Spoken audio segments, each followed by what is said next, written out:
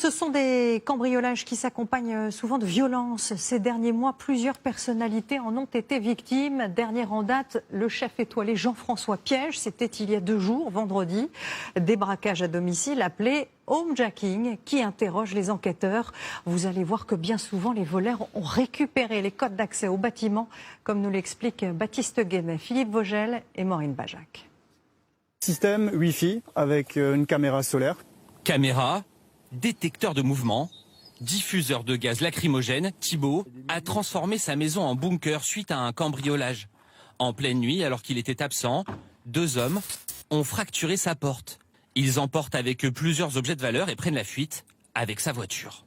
On m'a volé 3 belles montres, beaucoup d'habits, des belles chaussures. Tout ça, ils ont chargé dans ma voiture. C'est un véritable traumatisme. On n'oubliera jamais. Il y a un avant-après. Quelques jours plus tard, un doute l'assaille. Et si les cambrioleurs l'avaient ciblé, grâce aux photos qu'il a publiées sur les réseaux sociaux par exemple. Ici, il pose avec une montre de valeur. Là, il avait publié cette photo d'une voiture de sport. Autant d'indices pour les cambrioleurs. J'ai tout supprimé, j'ai pas d'Instagram, j'ai pas de TikTok, je mets rien, parce que même quand on se filme en selfie, on peut montrer ce qu'on a dans notre maison sans le faire exprès.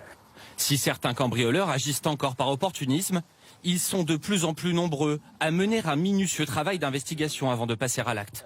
Selon cet expert, il suffit parfois de pas grand-chose pour obtenir des informations. Prendre éventuellement le nom sur la boîte aux lettres et voir s'ils affichent quelque chose sur les réseaux sociaux. Quasiment aujourd'hui plus un cambriolage qui n'est pas planifié en amont, où il n'y a pas une étude des routines. Les réseaux sociaux servent aussi aux malfaiteurs à étudier vos habitudes. Donc on va d'abord repérer les maisons, en réalité, et après derrière on va repérer les routines pour voir quand est-ce qu'ils partent en vacances ou pas.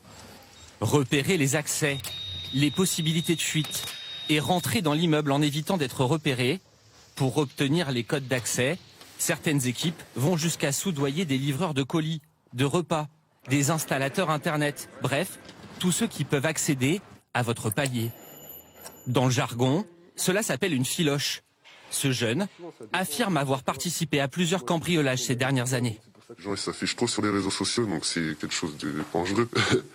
Parfois, les filoches, elles viennent de là. On va pas chez n'importe qui. En général, c'est filoché de manière à ce qu'on rentre par sécurité. Parce que d'abord, on ne sait pas qui est à l'intérieur. Les cambrioleurs sont de plus en plus jeunes, souvent même mineurs. Et ils n'ont plus peur d'utiliser la violence lorsque les occupants de la maison sont présents. Parmi les cibles récentes de homejacking, des influenceurs qui montrent leur vie sur les réseaux sociaux ou des personnalités que les malfrats pensent fortunées. Pour vol aggravé, les peines peuvent aller de 5 ans de prison jusqu'à la réclusion criminelle à perpétuité.